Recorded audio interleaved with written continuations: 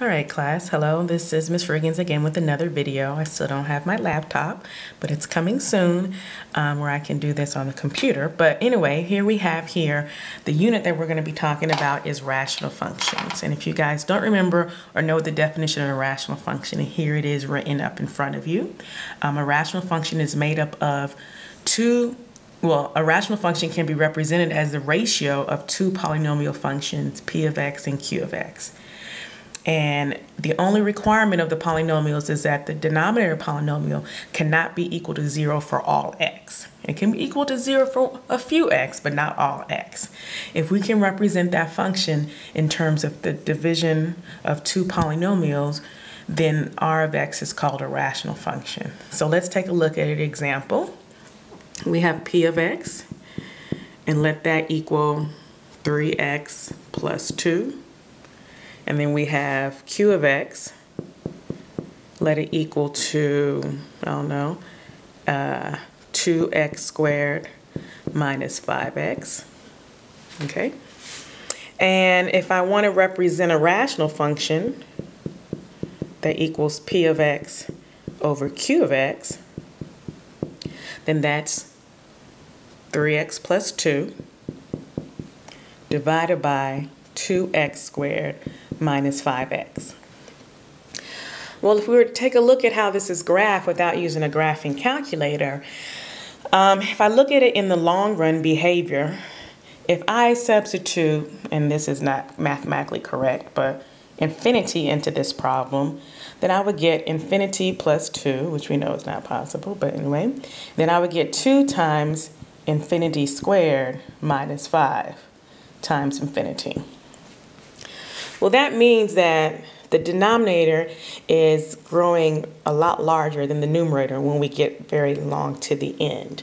So the long run behavior of this looks like something as infinity over, well, actually I should have said 3 times infinity.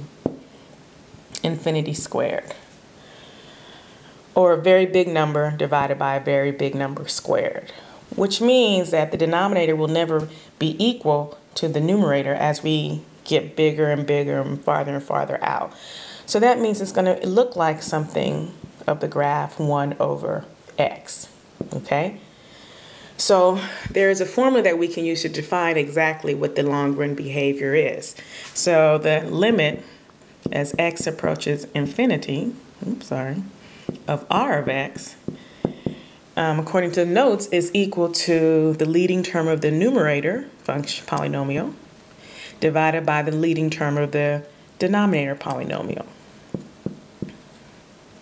Sorry, let me put limit to be consistent. Okay?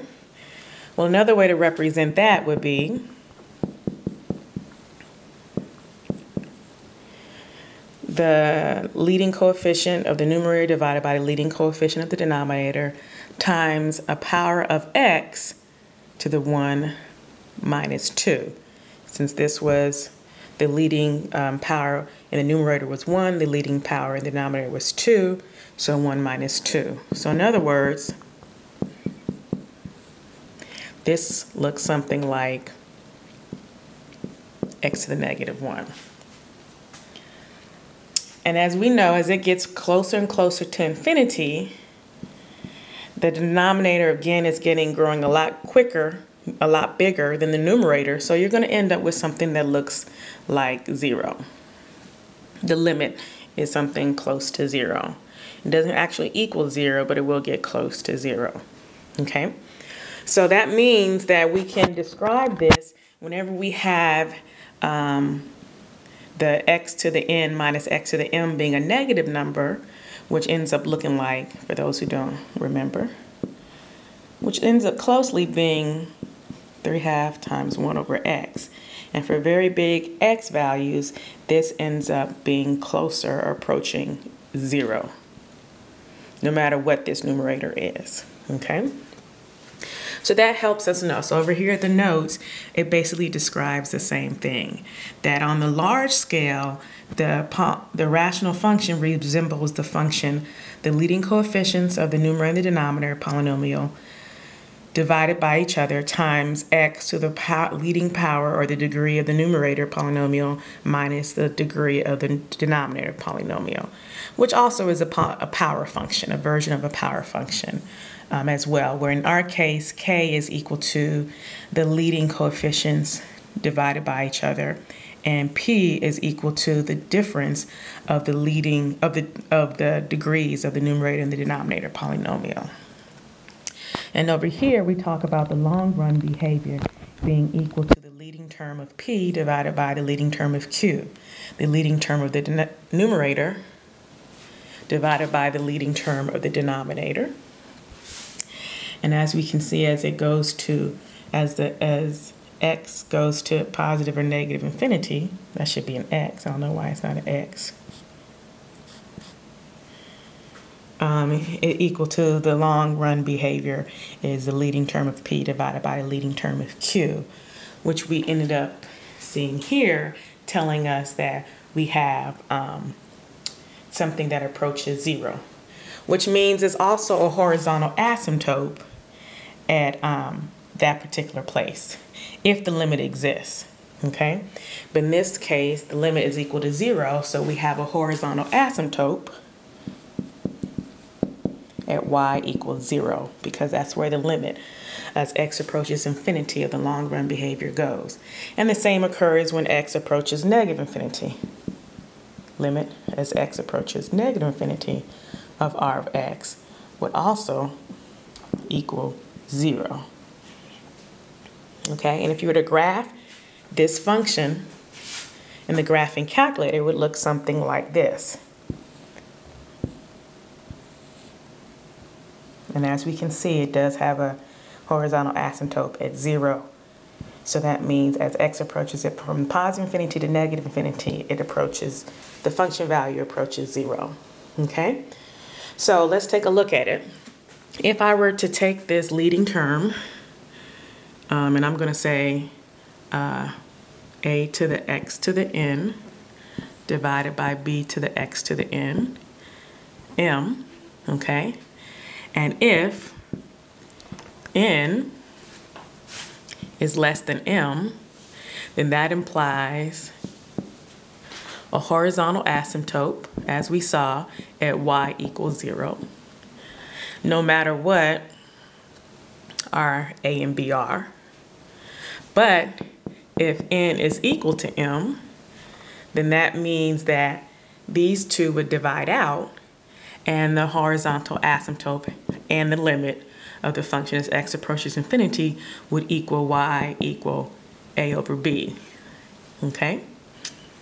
And if n is greater than m, then that means the numerator is growing faster than the denominator. So at some point, the numerator will overpower the denominator when x is really, really, really big. And that means that the long run behavior will go towards infinity. And that means you won't have a horizontal asymptote, okay? Now we talked about horizontal asymptotes. Let me finish this up. What about vertical asymptotes? Well, in this case, the polynomial will have a vertical asymptote. The rational function will have an asymptote whenever the denominator polynomial is 0. Okay, and the denominator, so the vertical asymptote will appear when, for x, when x, the denominator polynomial, q of x is equal to 0. So in this case, when is the denominator polynomial equal to 0? Well, I can factor this out and get 2x times x minus 5. So this implies I have a vertical asymptote at x equals 0 and x equals 5. Okay? That means I'm going to have a vertical asymptote because that's when the denominator is equal to 0. Now, I want to clarify, though, sometimes you won't have a vertical asymptote because the denominator will never, ever equal 0. Well, in this case, it will. But let's say I have another polynomial function. I'm just going to say 1. That's a numerator polynomial function. And the denominator polynomial is 3x squared plus 5. Okay? When will this ever be 0? When will 3x squared plus 5 equal 0? Well, if I were to solve this, and I'm actually going over time, so